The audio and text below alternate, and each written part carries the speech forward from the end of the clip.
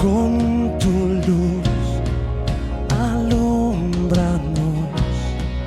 Vamos a entrar entonces a la palabra de hoy, familia, y le hemos dado por título, como usted lo puede ver en el screen, las consecuencias de no ir hasta donde se nos ordenó ir. Las consecuencias de no ir hasta donde se nos ordenó ir.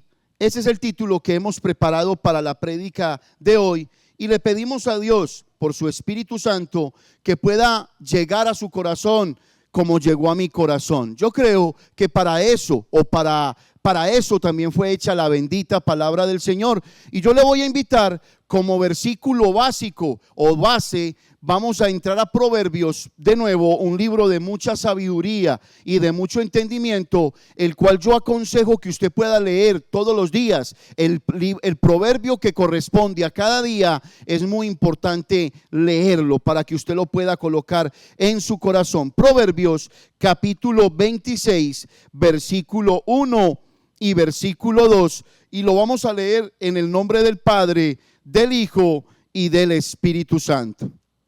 1, 2 y 3.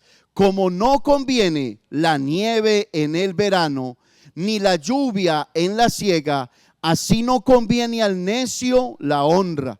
Como el gorrión en su vagar y como la golondrina en su vuelo, así la maldición nunca vendrá sin causa. Déjame el versículo en el screen, porque es un versículo que ya de antemano nos está hablando al corazón. Yo creo que la palabra no conviene tiene que ver mucho con no pecar. Realmente al hombre no le conviene pecar. En estos días estaba viendo por univision.com a un hombre que participó en el show de Don Francisco, y él hacía parodias dentro del show de Don Francisco. Este hombre fue acusado de tener pornografía infantil en su casa y de muchos más delitos, y actualmente estaba pagando una condena de 10 años. Después de que el hombre fue procesado por una condena de 10 años, parece ser que el hombre reincidió, y al reincidir entonces tuvo un juicio más fuerte, ya un juicio más pesado, y fue condenado a 154 años de cárcel.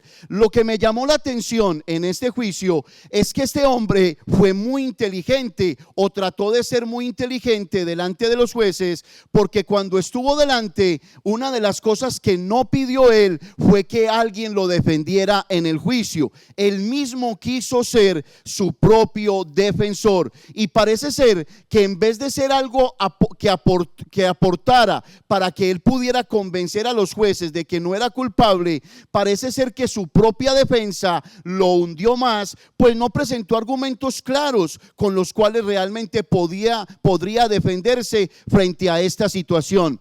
Cuando analicé esta noticia, le di gracias a Dios, porque nosotros de cierta manera en algún tiempo buscamos la forma de defendernos delante de Dios, buscamos la forma de tener de pronto un intercesor o alguien que nos defendiera delante de Dios, y lo hicimos sin Cristo. Y cuando lo hacemos sin Cristo, realmente perdemos la oportunidad de ser defendidos delante de Dios. La Biblia nos dice que Cristo es nuestro abogado, y que si es nuestro abogado, apelará por nosotros cualquier hecho que nosotros hayamos hecho. Y seguro que si nos arrepentimos de todo corazón, la Biblia dice que a través de ese abogado recibimos perdón de pecados, y no solamente recibimos perdón de pecados, sino que también recibimos la vida eterna, que comienza en el día en que usted aceptó a Cristo como Señor y Salvador de su vida. Cuando yo pensaba en este caso, pensaba en los mandamientos del Señor.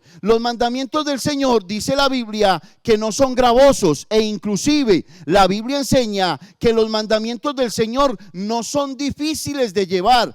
Toda persona tiene la capacidad de oír y tiene la capacidad de tomar los mandamientos del Señor y ponerlos por obra. ¿Por qué? Porque existe la tercera persona de la Trinidad, llamada Espíritu Santo. El Espíritu Santo se encarga a través de la palabra de que todo mandamiento que pueda ser dicho por la palabra se pueda quedar dentro de tu corazón. Y pensaba que un hombre, cuando obedece la palabra, el Salmo 119 nos habla habla de varios escritores que pudieron colocar este Salmo 119 en la Biblia, y de lo que más habla es del amor a los mandamientos del Señor. Y entonces entendía algo: cuando una persona obedece los mandamientos del Señor, los mismos mandamientos del Señor exaltan a esa persona, le dan honra a esa persona. Pero cuando una persona no obedece los mandamientos del Señor, dichos mandamientos se convierten en algo que los juzga. Dichos mandamientos se convierten en mandamientos que también los puede quebrantar. La Biblia nos dice en este versículo que hemos leído que como no conviene la nieve en el verano, no le conviene al hombre pecar, no le conviene al hombre hacer cosas incorrectas. Pero donde yo realmente me quiero ubicar es en el segundo versículo, donde dice: como el gorrión en su vagar y como la golondrina en su vuelo, así la maldición nunca vendrá sin causa. A la verdad, todo lo que hacemos tiene un efecto que nos va a comprometer de alguna manera. Siempre habrán consecuencias. Así como hay resultados buenos después de hacer lo bueno, también hay consecuencias malas y nefastas a aquellos que hacen lo malo. Y esto fue lo que le sucedió al hombre de este juicio. Su resultado fueron 154 años preso, prácticamente o no prácticamente toda la vida. Allí se va a morir, y nosotros sabemos que por lo que hizo realmente ese es su lugar. Ahora bien, ese comentario de ese es su lugar es un comentario propio del ser humano,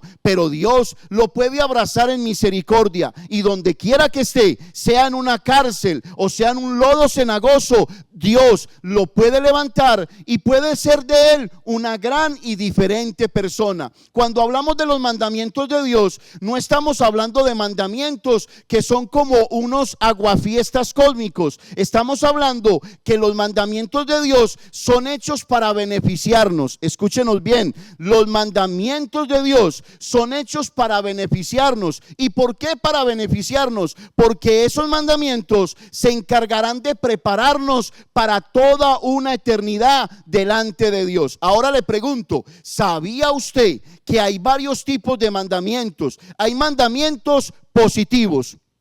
Escúchelo bien, mandamientos positivos como este. Jesús dijo: un mandamiento nuevo os doy. ¿Cuál es? Que os améis, ¿qué?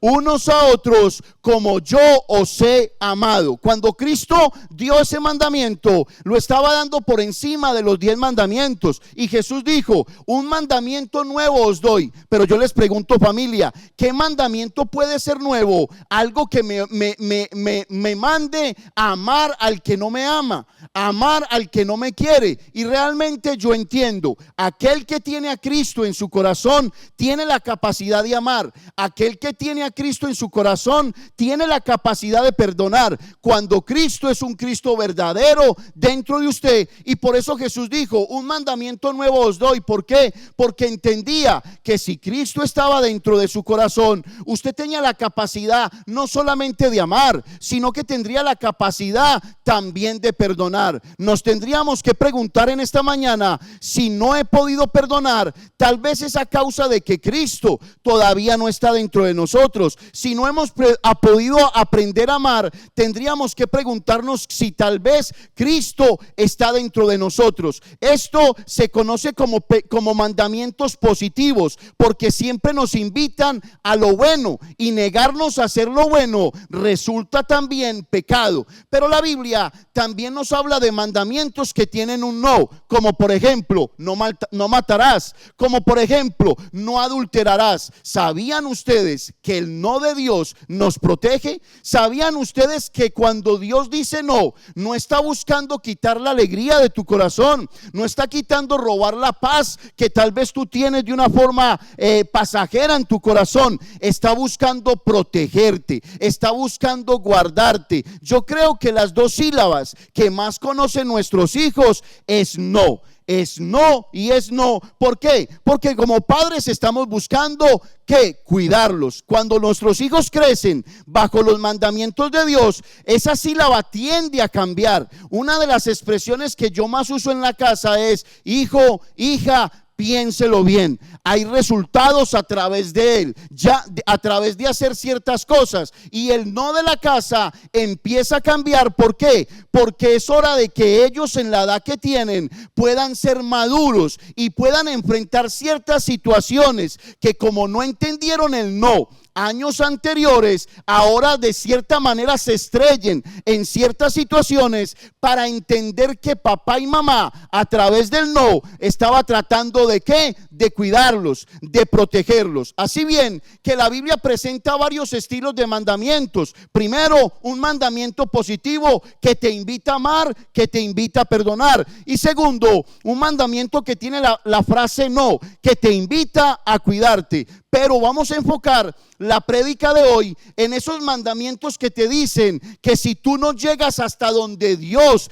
te pidió que fuera, entonces también eso va a traer consecuencias. La Biblia nos habla de un Dios que nos invita a conquistar, y al invitarnos a conquistar nos está invitando a que no dejemos las cosas tiradas, sino que vayamos a conquistar. La Biblia nos habla de un pueblo que fue muy duro de corazón, y hasta el día de hoy ha sido muy duro de corazón. ¿Por qué? Porque han recibido los mandamientos de parte del Señor y no han podido terminar los mandamientos que Dios les ha dado. Como por ejemplo, la Biblia le dijo a Israel: ve a la tierra prometida, y cuando vayas a la tierra prometida vas a conquistar cada nación y vas a conquistar todo pueblo al que tú te vas a enfrentar. ¿Qué sucedía con Israel? Israel entraba a la tierra prometida, ganaba una batalla, coronaba una ciudad, conquistaba una ciudad y se quedaba allí, y allí sentían pereza, allí sentían desánimo, allí sentían cansancio, allí sentían confort, allí sentían tranquilidad, y una de las cosas que decían es: hasta aquí llego, ya no avanzo más, porque aquí me siento bien, me siento suficiente.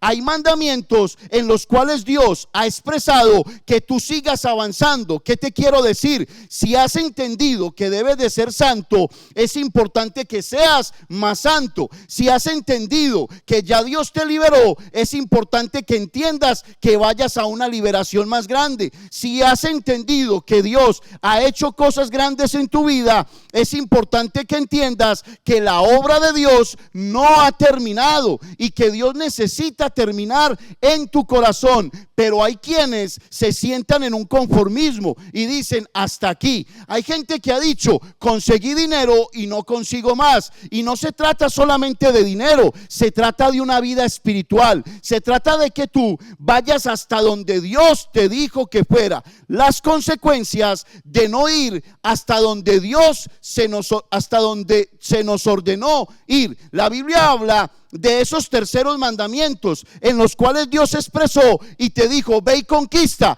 pero no conquistaron. La Biblia dice: ve y atrapa, pero no atraparon. La Biblia dice: avanza, pero avanzaron hasta cierto lugar. Y yo creo que uno de los problemas más grandes que tiene la iglesia es el conformismo. Es de decir: hasta aquí llego, hasta aquí no voy más, o hasta aquí crecí, no necesito saber más, no necesito entender más. Es más, hay personas que vienen a la iglesia simplemente por costumbre, y cuando se viene por costumbre, la transformación es muy difícil. Yo vengo a la iglesia primero porque necesito la unidad de mis hermanos. Segundo, porque a eso se le llama el cuerpo de Cristo, y si es el cuerpo de Cristo, la sangre del Cordero de Dios fluye a través de ti, fluye a través de mí, y cuando nos conectamos podemos glorificar todos juntos el nombre bendito de nuestro Señor. ¿Usted está aquí? Alábelo si puede. Denle un aplauso al Señor.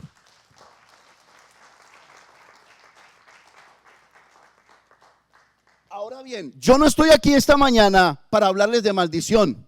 Yo creo que algo que no quisiera escuchar la iglesia es la palabra maldición. Pero yo quiero que usted me acompañe al libro de Josué, capítulo 23. Y resulta que Dios se enojó. Yo no sé si usted ha leído la Biblia, pero la Biblia nos habla de varios juicios que hubieron sobre la tierra, y allí nosotros podemos ver la ira de Dios. Yo no sé si usted ha estado en medio de un terremoto. Yo recuerdo un terremoto que hubo en Medellín hace muchísimos años. Yo creo que hace por ahí unos 35 años, y ese terremoto hizo que todo mundo se arrodillara. Yo recuerdo que había un familiar nuestro que era malísimo. Yo desde niño sabía que era malo, malísimo, pero cuando tembló la tierra, se pegó de las columnas de la casa y se arrodilló y le pedía a Dios misericordia. Parece ser que los juicios de Dios nos llevan a nosotros como a arrepentirnos, pero la pregunta es, ¿por qué esperar la consecuencia de un juicio si me puedo arrepentir desde antes y puedo vivir para Dios? Ahora bien, Dios no quiere maldecir a nadie. Yo lo que menos quiero hacer en esta mañana es predicarles de maldición. Yo estoy aquí para predicarles de vida y una vida en abundancia, de invitarlos a una vida mejor, de saber de que usted puede vivir para Cristo de una forma ordenada y de una forma exitosa. Problemas vamos a tener, situaciones vamos a tener, pero la Biblia dice que de todas ellas, mire lo que dice la Biblia, de todas ellas me librará el Señor. ¿Usted está aquí? Ahora bien, de parte del Señor existen dos palabras, y de acuerdo a tu conducta, escúchalo bien, tú caerás en una de ellas. No es que Dios te está diciendo, maldito serás. No. La Biblia está diciendo que Dios tiene dos tipos de palabra, y en las dos tipos de palabra, la conducta tuya caerá en una de ellas. Lea conmigo, por favor. 1, 2 y 3. Y he aquí que yo estoy para entrar hoy por el camino de toda la tierra. Reconoced pues con todo vuestro corazón y con toda vuestra alma que no ha faltado una palabra de todas las buenas palabras que Jehová vuestro Dios ha dicho de vosotros. Dios ha dicho buenas palabras. Dentro de ellas está: te bendeciré. Te he amado aunque tú no me hayas amado. Pero dice la Biblia que nosotros debemos de reconocer pues con todo nuestro corazón y con toda nuestra alma que ninguna palabra de parte de Dios va a faltar sobre nuestra vida. Ahora sigamos leyendo. Todas os han acontecido, no ha faltado ¿qué? Ninguna de ellos. Versículo siguiente. Pero así como ha venido sobre vosotros toda palabra que buena que Jehová vuestro Dios os había dicho, también traerá Jehová sobre vosotros toda palabra mala, hasta destruiros de sobre la buena tierra que Jehová vuestro Dios ha dado. Si traspasareis el pacto de Jehová vuestro Dios, que él os ha mandado, yendo y honrando a dioses ajenos e inclinándoos a ellos, entonces la ira de Jehová se encenderá contra vosotros y pereceréis prontamente de esta buena tierra que él os ha dado. Dios nos puso en una buena tierra, y si nos puso en una buena tierra, nos puso para que buscáramos sus buenas palabras. Pero a causa de la desobediencia en el corazón del hombre, el hombre va a buscar las malas palabras de Dios. Las malas palabras de Dios tienen que ver no con que él sea malo, porque él es bueno.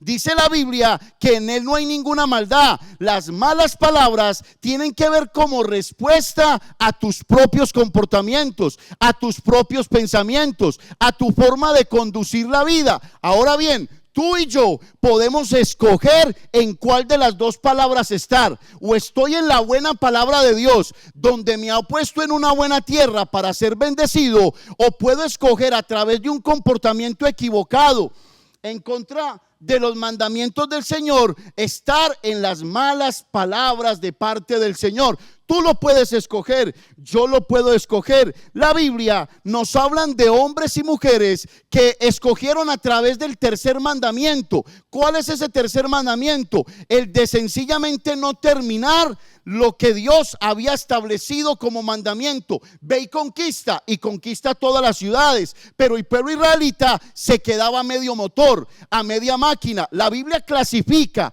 al hombre que se queda a medio motor y a media máquina como un hombre de doble ánimo, un hombre cuyo carácter no ha sido procesado, un hombre cuyo carácter no ha sido afianzado, un hombre cuyo carácter no tiene la capacidad de progresar, sino que tiene la excusa de quedarse siempre tal y como es. Inclusive el hombre que no ha sido procesado, y cuando hablo de hombre y mujer, tiene una característica muy especial: le preocupa quién es, pero no cambia. Vive atemorizado por quién es, pero no cambia. Vive pensando que lo que hace es malo, pero no cambia. ¿Por qué? Porque le falta el carácter de Dios. Y al faltarle el carácter de Dios, ¿quién le puede hablar? ¿Quién lo puede formar? Inclusive es más fácil deformarlo que formarlo. ¿Por qué? Porque está entregado a manos de dioses ajenos que han cambiado su corazón y lo han seducido para estar lejos de Dios. ¿Usted está aquí? ¿Cómo se llama la prédica? Ahora bien, cuando un mandamiento no se culmina y no se lleva al final, esto se conoce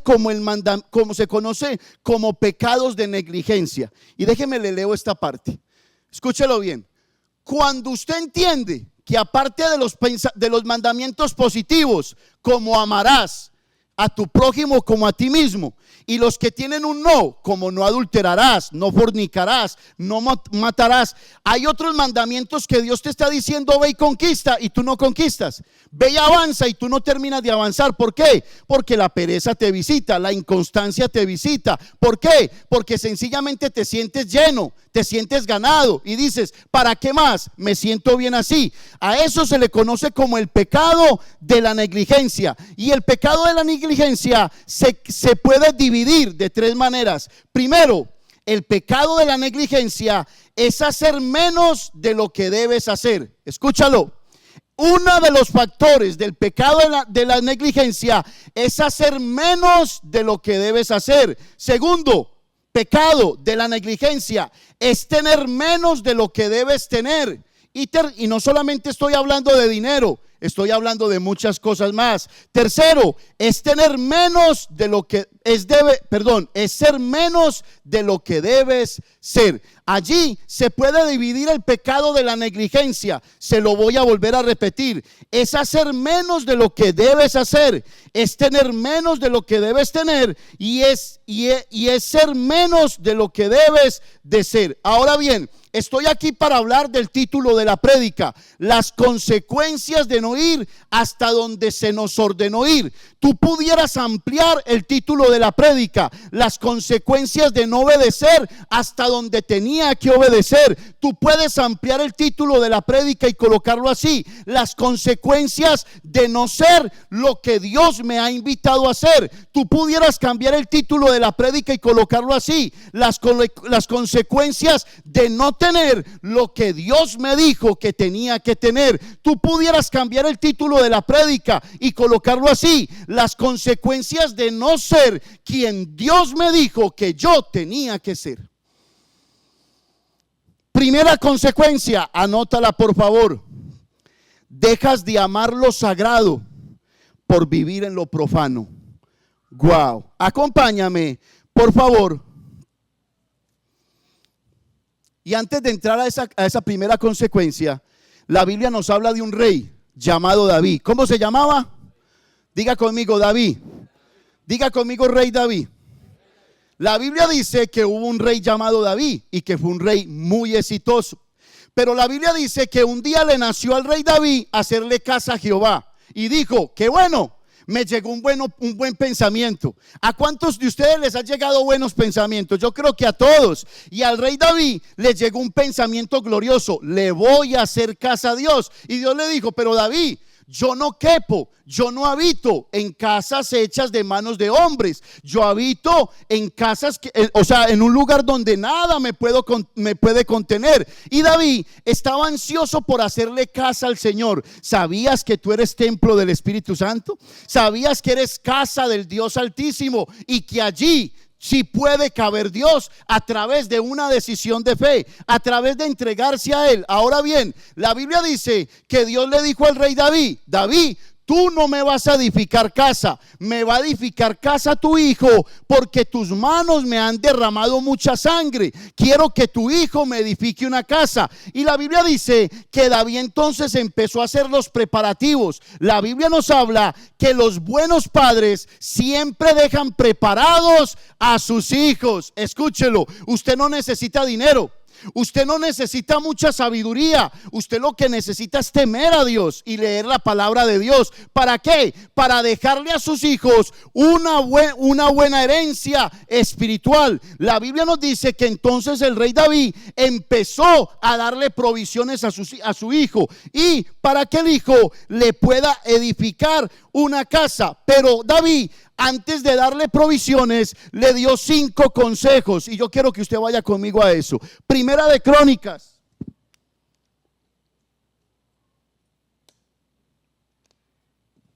capítulo 28, por favor, versículo 9 y 10. David, antes de darle provisiones económicas, le dio consejos espirituales.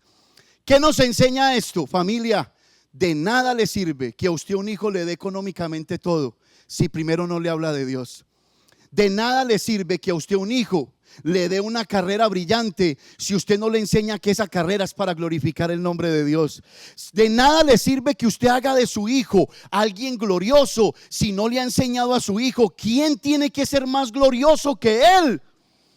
Usted está aquí, de nada le sirve, eso está comprobado. Los hombres que más estudian sin Dios se convierten en Hitlers. Los hombres que más estudian sin Dios se convierten en Mussolini, grandes dictadores. Tenemos hombres en Sudamérica que más de edificar un país lo han destruido. ¿Sabe por qué? Porque se consideran dioses, y al considerarse en dioses fue que nadie les enseñó que había un Dios en los cielos que está por encima de ellos. Gloria al Señor. Dice la Biblia que David le dio 5 consejos. Leámoslo y léalo en voz fuerte. 1, 2 y 3. Y tú, Salomón, hijo mío, primer consejo: reconoce al Dios de tu padre. Segundo consejo: sírvele con corazón perfecto y ánimo como. Repítalo por favor. Y ánimo como voluntario. Quiere decir que el ánimo voluntario no es algo que venga del cielo, es algo que tiene que salir de aquí hacia Dios. Siga leyendo. Ese es el tercer consejo que le dio. Porque Jehová escudriña los corazones de ¿cuántos? Y entiende todo intento de los pensamientos. Si tú le buscares, ¿qué pasaría? Lo hallarás. Mas si lo dejares, ¿qué pasará? Él te desechará para siempre. Mira pues ahora que Jehová te ha elegido para que edifiques casa para santuario, esfuérzate y ¿qué? Hazla. Termina el mandamiento. No se trata que vas a edificar una casa para que la dejes a media obra. Eso es una vergüenza. Yo no sé si usted ha pasado por lugares donde empezaron a construir y nunca terminaron. ¿Qué es lo que primero piensa usted? Son unos irresponsables, se robaron la plata. ¿Qué fue lo que pasó? Se convierten en el proverbio del lugar. ¿Por qué? Porque no terminaron lo que se les había pedido que terminaran, y dándoles la provisión. ¿Sabías tú que Dios ya te dio la provisión para que tú termines lo que Dios te ha pedido que terminaras? ¿Qué quiere decir eso? Que no depende de ti, que no depende de mí, que ya Dios te dio la provisión y que tú tienes que ir a buscarla. David le dio estos consejos a Salomón, pero resulta que Salomón fue creciendo, y al crecer se empezó a enamorar de Dios. Yo no sé si a usted le ha pasado que hay momentos en que usted ama más a Dios que otros, donde usted se siente seducido. Parece ser que el rey Salomón era de esos hombres que empezó a amar a Dios y empezó a amar a Dios, pero en un momento de tanto amar a Dios, su corazón se empezó a inclinar hacia lo malo. ¿Por qué se inclinó hacia lo malo? Porque no cumplió los mandamientos en su totalidad. Se le dio una orden y hizo las cosas a medio motor, a media máquina. Se sintió ganado, se sintió lleno y dijo: no avanzo más, no necesito más. Dejas de amar lo sagrado para vivir con lo profano. Vaya conmigo, por favor, a segunda de Crónicas, ya la leímos, primera de Reyes 3:3. Léalo conmigo, 1, 2 y 3. Mas Salomón amó ¿a quién? Pero léalo con fuerza, 1, 2 y 3. Mas Salomón amó a Jehová andando en los estatutos de su padre David. Solamente sacrificaba y quemaba incienso en los lugares altos. Mas Salomón, ¿qué hizo? Amó a Jehová. Pero la Biblia dice que a la medida en que Salomón fue creciendo, fue conociendo otros estados de gozo, fue conociendo otras cosas que empezaron como a llenarlo y empezó a desviar su corazón. Allí es donde se cumple la palabra, donde la Biblia te dice: sujeta tu corazón. ¿Por qué? Porque si no lo sujetas, tu corazón se va a ir a cosas vanas, a cosas que son pasajeras. Dice la Biblia: sobre toda cosa guardada, sobre el dinero, sobre los sentimientos, sobre las relaciones, guarda tu corazón, porque de allí proviene ¿qué? La vida. La vida hay que cuidarla, la vida hay que guardarla, hay que guardar el corazón. Y Salomón no lo entendió. Salomón fue un hombre que hablaba de sabiduría, pero no practicaba la sabiduría. Era un hombre que amaba a Dios, pero en un momento determinado dejó de practicar los mandamientos que dicen que por practicarlos se conoce el corazón que ama a Dios. Vaya por favor al siguiente versículo. Primera de Reyes, capítulo 11, y lo vamos a leer rápidamente. Léalo conmigo con fuerza, 1, 2 o 3. Pero el rey Salomón amó, además de la hija de Faraón, a muchas mujeres. ¿Qué? ¿A cuántas amó Salomón? Tremendo. Dice que se enamoró de la hija del rey de Faraón, de la hija de Faraón. Se enamoró. Pero el hombre no se quedó solamente enamorado de ella, sino que dice que amó muchas otras mujeres. Pero es extraño, el versículo que leímos ahorita decía: pero amó Salomón a Jehová. Quiere decir que el corazón de un hombre sí se puede dividir y puede decir: con este pedazo amo a Dios, con este amo a mi mujer, con este amo a mi hijo. El problema está cuando uno de esos pedazos indica que amas más lo que tienes, lo que eres, lo que quieres amar más que al Señor. Pero el rey Salomón amó, además de la hija de Faraón, a muchas mujeres extranjeras. Allí quedó conmigo, siga, 1, 2 y 3. A las de Moab, a las de Amón, a las de Edom, a las de Sidón, a las Eteas, gente de las cuales Jehová había dicho a los hijos de Israel: no os llegaréis a ella, ni ellas se llegarán a vosotros. ¿Por qué? Porque ciertamente harán inclinar vuestros corazones tras sus dioses. Siga leyendo. Y tuvo 700 mujeres, reinas, y 300 concubinas, y sus mujeres desviaron ¿qué? Pero un momentico, deténgase allí. ¿Cuál había sido el mandamiento? El mandamiento era que Dios le dijo: no te acerques a ellas, no te allegues a ellas. Pero ¿qué hizo Salomón? Salomón cruzó la línea del mandamiento, y cuando la cruzó no completó el mandamiento. El peligro que tenemos los cristianos es cruzar la línea. El peligro que tenemos los cristianos es no entender que una vez que Dios nos dio el mandamiento, debemos de finalizarlo. ¿Usted está aquí? Esa porción yo le invito a que la lea hasta el versículo 13. No la voy a leer hasta el versículo 13. Pero la Biblia nos dice que Salomón cambió el amor de Dios por lo profano. ¿Usted está aquí conmigo? Segunda de Crónicas, capítulo 8, versículo 11. Dejas de amar lo sagrado por vivir ¿con qué? Con lo profano. Mire, familia, póngame cuidado. Yo no sé si usted ha leído la Biblia, pero Dios le dijo a David: tú no me vas a construir casa. lo va a construir tu hijo. Pero ¿sabe qué pasó con Salomón? Salomón le construyó casa al Señor, pero al mismo tiempo empezó a edificar su propia casa. Salomón estaba ocupado en dos lugares diferentes, y dice la Biblia que la casa de Salomón era mejor que la casa de Jehová. Debía de ser al revés. Escúchelo bien, Salomón terminó más preocupado por las cosas de este mundo, terminó más preocupado por lo que quería que por la intención de Dios. Y mire lo que hizo Salomón, cómo desvió su corazón. 1, 2 y 3, léalo.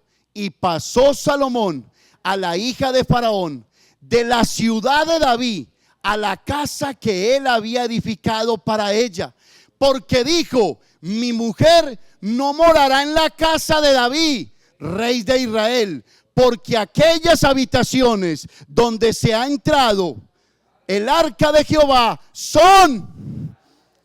Quiere decir que Salomón entendía que era sagrado y que no era. Él sabía. ¿Y acaso no nos pasa a nosotros muchas veces eso? Pastor, no haga esa obra de teatro y no la vaya a hacer en el púlpito. ¿Por qué? Uy, es que esa obra es muy pesada. Entendemos que el púlpito es sagrado, pero un momentico, más que un púlpito sagrado es tu vida. ¿Sabías que tú eres sagrado? ¿Sabías que el lugar de tu trabajo es sagrado? ¿Que tu hogar es sagrado? ¿Que donde tú pongas un pie es sagrado? Somos buenos para diferenciar. Y decimos: en ciertos lugares no tengo este comportamiento porque es sagrado, pero en otros lugares tengo otro tipo de comportamiento porque no está el arca de Dios allí. Entonces yo me pregunto, ¿será que la Biblia clasifica ciertos lugares sagrados? No, la Biblia habla de ti como un hombre sagrado y un hombre consagrado. Quiere decir que donde tú vayas, como aprendimos la semana pasada, eres como la araña. ¿Qué hace la araña? Se adapta a cualquier ambiente, para vida y no para muerte, para bendición y no para maldición. ¿Qué hizo Salomón? ¿Cuál fue la consecuencia que tuvo Salomón? Cambió lo que amaba por lo profano. ¿Sabías que tú eres un altar de Dios? La gente dice: pastor, paso al altar y me humillo al altar. Humíllate en tu propio altar. Humíllate en tu corazón. Esto es un lugar simbólico. Esto es una tarima. Pero la verdadera relación y el verdadero sacrificio está dentro de tu corazón, no en el altar. Con esto no te diga no paso al frente, porque hay gente que tiene un poquito más de fe y dice: voy a pasar al frente. ¿Por qué? Porque cuando se pasa al frente no solamente es un compromiso divino, sino personal, sino también de público. Y cuando es de público quiere decir que Dios quiere colocar un grano más de fe. ¿Para qué? Para que tu compromiso sea más sobrio, para que tu compromiso sea más real, para que tu compromiso sea más del cielo. Pero el verdadero altar eres tú. Tú te puedes quebrantar en tu trabajo, y en tu trabajo, por quebrantarte, se hace sagrado. Tú te puedes quebrantar en tu casa, y allí también es sagrada tu casa. Pero familia, ¿será que hay ciertos lugares que son más sagrados que otros? Yo no lo creo. Yo lo que creo es que es una excusa para pecar, y creo que es una excusa para poder decir que respetamos y amamos a Dios, y eso va en contra del Señor. ¿Cuál fue la primera consecuencia que pagó Salomón? Cambió lo que amaba. Te amo, Señor, te quiero, Señor, por lo profano, por el irrespeto, por la falta de entrega, por la falta de entregar el corazón. ¿Usted está aquí? ¿Usted está entendiendo alguna cosa? ¿Seguro o no? Segunda consecuencia, vaya conmigo. Los enemigos que dejamos vivos terminarán siendo nuestra propia ruina.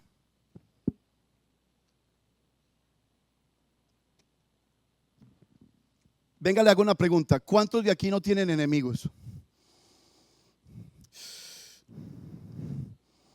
Todos tenemos un enemigo. Inclusive hay amigos silenciosos, enemigos silenciosos. Es una buena pregunta. Mire lo que dice Ciro: ¿declarados o no declarados? Declarados poquitos, no declarados un montón. Escúchelo bien, y me encanta esa parte. La segunda consecuencia de no obedecer los mandamientos de Dios completamente es que los enemigos que dejamos vivos terminarán siendo nuestra propia ruina. ¿Cuáles son los enemigos que los cristianos tienen? Yo se los voy a leer porque es importante que usted los tenga en cuenta. Vaya conmigo a Gálatas, por favor, rápidamente. Vaya conmigo a Gálatas, capítulo 5. Y mire el mandamiento que le da Dios. ¿Cuál es el mandamiento que Dios le da allí? Léalo conmigo. 1, 2 y 3. Digo pues, andad como en el Espíritu y no satisfagáis los deseos de ¿qué? De la carne. Y dice ¿por qué? Porque el deseo de la carne es contra el Espíritu y el del Espíritu es contra la carne. Y estos se oponen entre sí para que no hagáis ¿qué? Lo que quisieres. Yo no sé si usted ha ido a una pelea de gallos o a una pelea de perros pitbulls. No sé si ha ido. Es una locura, escúchelo bien. Yo he tenido la oportunidad de ver una vez una pelea de dos perros así. Y los perros cuando son así se oponen. Llega un momento en que se lanzan y se quieren destrozar. Lo mismo pasa con esto. Llega un momento en que tú quieres vivir en el Espíritu. Para Dios me quiero consagrar, mi boca, mi pensamiento. Pero hay una pelea. Y allí hay otro pitbull que es la carne que te jala. Y hay una contención. Pero hermanos, el lado que más alimente uno es el lado que sale victorioso. Si yo alimento las cosas del Espíritu, entonces el Espíritu ¿qué? Se impone. Por eso dice la Biblia, no satisfagáis los deseos de la carne. Y siga leyendo, 1, 2 y 3. Pero si sois guiados por el Espíritu, léalo. No estáis bajo la ley. Ahora vienen sus enemigos y mis enemigos. Y manifiestas son las obras de la carne, que son adulterio, fornicación, inmundicia, laxivia. Siga.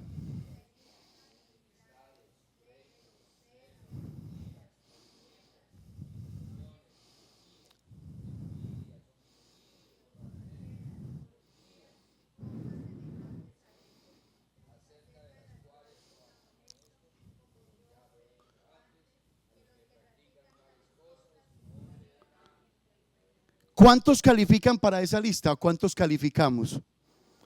¿Cuántos calificamos? O sea, tenemos enemigos declarados, clasificamos allí. Lo tremendo de esto es que hay una solución. ¿Cuál es la solución? Vivir en el Espíritu, vivir en el Señor. Pastor, ¿qué es vivir en el Espíritu?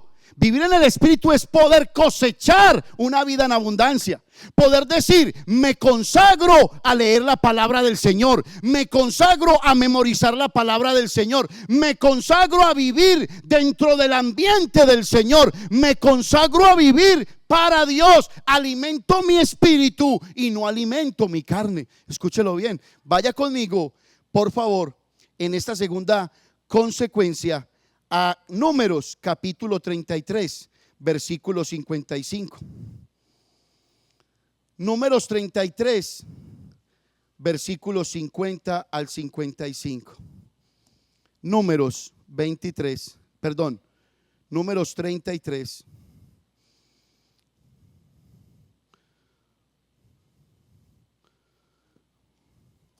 Números 33 del 50 al 55. Y vamos a empezar con el 50. ¿Lo tienen, iglesia? Ok. Vamos a leerlo, 1, 2 y 3, concentraditos que ya vamos a acabar. 1, 2 y 3. Y habló Jehová a Moisés en los campos de Moab, junto al Jordán, ¿frente a qué? ¿Frente a quién? Venga, les hago una pregunta. ¿A quién le tocó la caída de las murallas de Jericó? ¿A Moisés o a Josué? ¿A quién?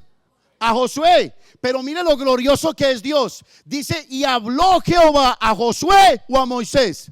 A Moisés en los campos de Moab, junto al Jordán, frente a Jericó. Yo me imagino que el pueblo israelita era mirando las montañas, las murallas de Jericó, mientras que Dios les hablaba. Dios les estaba transmitiendo un mensaje. Esas murallas que ustedes ven un día van a caer. Familia, cada muralla de pecado que tenemos dentro de nuestra vida un día van a caer. Le voy a decir, cada vez que usted sube un poquito más, Cada vez que usted se consagra un poquitico más, las murallas del pecado de su vida van a empezar a caer. ¿No lo has notado? ¿No has notado que cuando estás en ayuno, que cuando estás en oración, no has notado que cuando lees la palabra estás subiendo y empiezas a sentirte más liberado?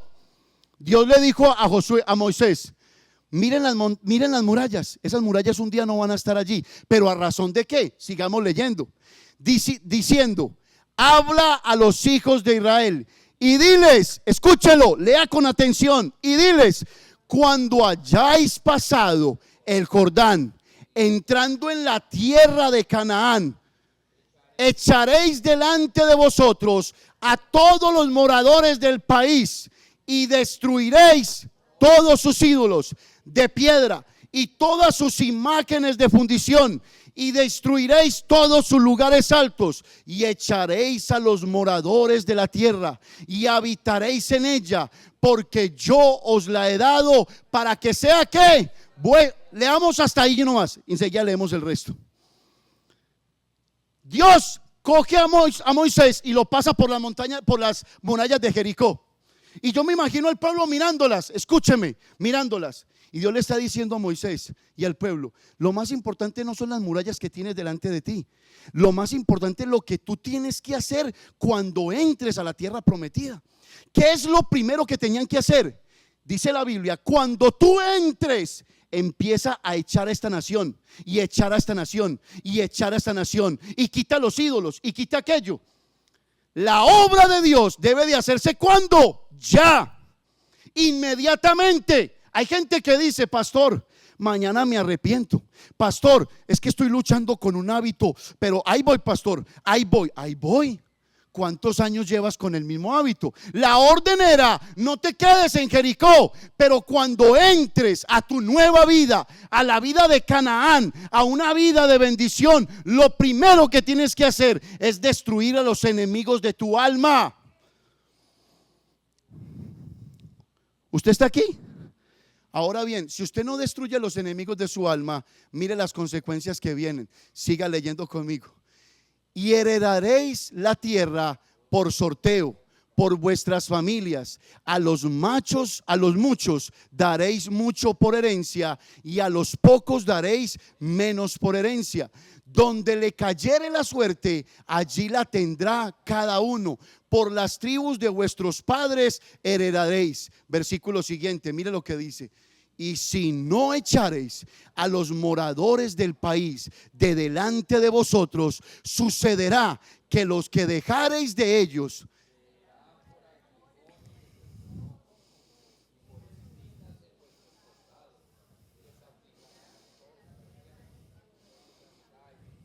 hello. Si usted analiza el versículo, Dios le dice al pueblo: entren y acaben con los enemigos de su alma. ¿Sabe cuál es el problema de nosotros? Que contemplamos ciertos enemigos y los dejamos vivos. Y al dejarlos vivos son poquitos, porque si usted analiza eso, ¿qué rey que captura a otro rey deja un ejército completo vivo? No, deja un puñadito. ¿Sí me entiende? Y Dios está diciendo aquí: no dejes ni un poquito. No dejes ni un puñadito. Y eso está a favor de los que predican: las pequeñas cosas tienen capacidad de dañar las grandes cosas. Los pequeños pecados, si usted los quiere llamar así, tienen la capacidad de dañar otro tipo de cosas en su vida espiritual. Mira lo que dice, se lo voy a volver a leer: si no echareis a los moradores del país delante de vosotros, sucederá que los que dejareis, los poquitos, las pequeñas cantidades, un poquito de televisor, un poquitico de esto, un poquitico de aquello, un poquitico de aquello, no me hace daño, déjalo con vida. Eso produce malos hábitos, eso produce indisciplina, eso lo que produce es que te lleva a adorar otro tipo de ídolos, te hace perder el conocimiento de la verdadera relación con Dios. ¿Usted está aquí? Si no echareis a los moradores del país delante de vosotros, sucederá que los que dejareis de ellos serán por aguijones en vuestros ojos y por espinas en vuestros costados, y os afligirán sobre la tierra en que vosotros habitaréis. Y mire lo que sigue diciendo. ¿Qué sigue diciendo? ¿Es hasta el 55? Ok, hasta el 55. ¿Qué dice el 56? Hace. ¿Usted sí lo está leyendo bien? El versículo 56. Además, os haré a vosotros como yo pensé hacerle a ellos. Hay una consecuencia muy seria para aquellos que entendemos los mandamientos de Dios y no los llevamos a su culminación. Sabemos no matar, pues yo no mato. Sabemos decir no adulterar, pues no adultero. Pero Dios también da órdenes como esta: vayan y conquisten y exterminen todo. ¿Cuál era el problema del pueblo israelita? Que dejaba ciertos sectores con vida y ellos se levantaban nuevamente como sus más grandes enemigos. Las pequeñas cosas terminan siendo grandes problemas en nuestra vida. ¿No has notado que los grandes problemas de hoy fueron pequeños en un tiempo? ¿No lo has notado? Los grandes problemas de hoy fueron pequeños un día. ¿Por qué son grandes hoy? Porque no los controlaste cuando eran pequeños, porque no los exterminaste. Ahora bien, familia, la Biblia habla de un hombre que tenía un espíritu muy lindo, un espíritu diferente, conocido como Caleb. Y yo quiero que leamos esa porción y nos ponemos de pie, por favor. Dice la Biblia en Números, vaya conmigo, capítulo 14, del 20 al 24. Y yo quiero que usted subraye en su Biblia la palabra espíritu. Subráyelo si lo puede subrayar. Si tiene marcador, márquelo. La palabra espíritu. Léalo conmigo y léalo con fuerza porque ya acabamos. 1, 2 y 3.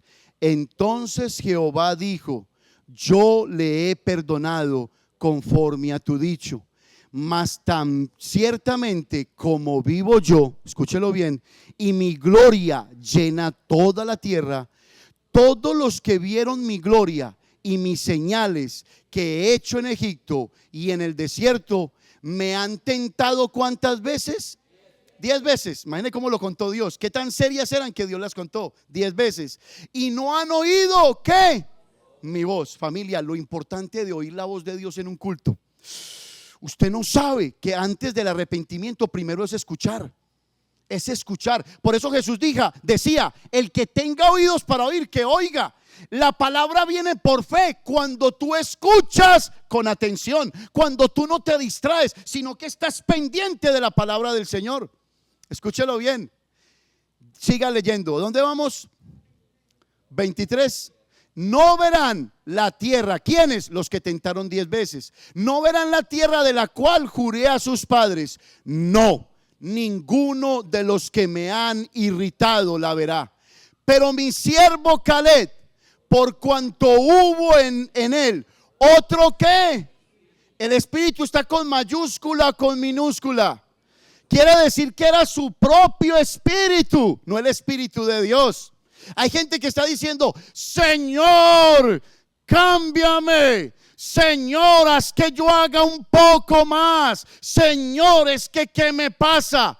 Es que tu espíritu es rebelde con el espíritu de Dios. Es así de sencillo. Es que tu espíritu no quiere nada con Dios. Si tú quisieras algo con Dios, allí entonces, escúchelo bien, entonces las cosas serían diferentes. Cuando una persona se dispone, todo cambia. Cuando una persona no se dispone, nada cambia. Cuando tú te dispones en las manos de Dios, Dios hace una obra maravillosa. ¿Qué es lo primero que quiere encontrar Dios? Un espíritu dentro de ti, no con mayúscula, o sea, no donde Él tenga que decir: te mando mi espíritu para que cambies, no, sino donde Él diga: este está cambiando por voluntad propia. ¿Qué había en Caleb? Un espíritu diferente. Dice la Biblia: pero a mi siervo Caleb, por cuanto hubo en él otro espíritu y decidió ir en pos de ¿quién? Yo le meteré en la tierra donde entró y su descendencia la tendrá. Uy, eso es una gloriosa respuesta del Señor. Venga, ¿usted ha ido a ver casas nuevas aquí en Charlotte? Yo le pregunto porque yo no he ido a otro lugar. Pero yo una vez con mi esposa pasábamos por una casa que tenía forma de castillo y yo decía: qué rico pasar por ahí, qué rico entrar a esa casa. Y resulta que un día conocimos al dueño de esa casa. Se hizo amigo de nosotros y nos llevó a una casa por aquí por Concord y nos dijo: yo soy dueño de esa casa. ¿Qué? Usted es dueño de esa casa, yo tengo una petición que hacerle. Queremos conocer esa casa por dentro. Queremos saber cómo es esa casa por dentro. Y cuando entramos, él nos decía, este es el lobby, estos son los baños, espectacular. Pero había un cuarto que no podíamos abrir y ese era el que yo quería ver. Ese es el que yo quería ¿qué? Entrar. Y él dijo, deme un momentico, yo bajo al sitio y encuentro unas llaves. Fue y como es el dueño de la casa, encontró las llaves y nos metió a ese cuarto. Y el baño de ese cuarto a nosotros nos pegó duro. ¡Qué belleza de baño! Era un cuarto personal, como para una pareja, o sea, una pareja especial. ¿Qué les quiero decir yo? La Biblia dice que Dios le dijo a Caleb, y yo te meteré y yo te llevaré a donde tú quieres ir. Dentro de ti hay cosas que tú quieres abrir, pero no has podido abrir porque no has tenido una relación con el dueño de las llaves, con el dueño de la casa. Cuando tú las tengas, lo tengas con él, él va a abrir las puertas que necesitan que se abran en tu vida y va a cerrar aquellas que a ti no te convienen. Pero ¿qué dice la promesa? Que Dios dice, le dijo a Caleb, yo mismo te meteré en esa tierra. Usted sabe que Dios vaya delante de usted, quitando a este, quitando aquello, poniendo esto, haciendo aquello. Dios, usted no necesita la ayuda de nadie más, solamente de Dios. Eso es glorioso. Eso es glorioso. Póngase de pie, por favor, mi hermano.